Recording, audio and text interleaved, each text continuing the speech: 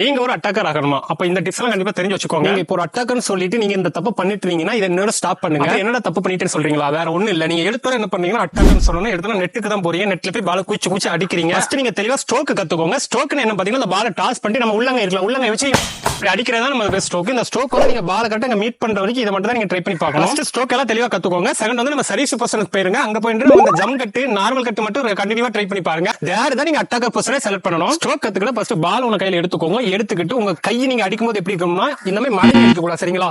மடங்குறத இல்லாம நீங்க என்ன பண்ணுங்க, ஃபுல்லா சைட்டா இப்படி ட்ரை பண்ணி பாருங்க. நீங்க அட்டாக் பண்ணும்போது ஸ்ட்ரோக் பண்ணும்போது இதை கண்டிப்பா தெரிஞ்சு வச்சுக்கோங்க. பவர் எப்படி கொடுக்கணும் பாத்தீங்கன்னா இந்த ஷோல்டர்ல இருந்து இங்க வரைக்கும் நம்ம டோ வரைக்கும் ஃபுல் டைட்ல நம்ம பண்ணணும்.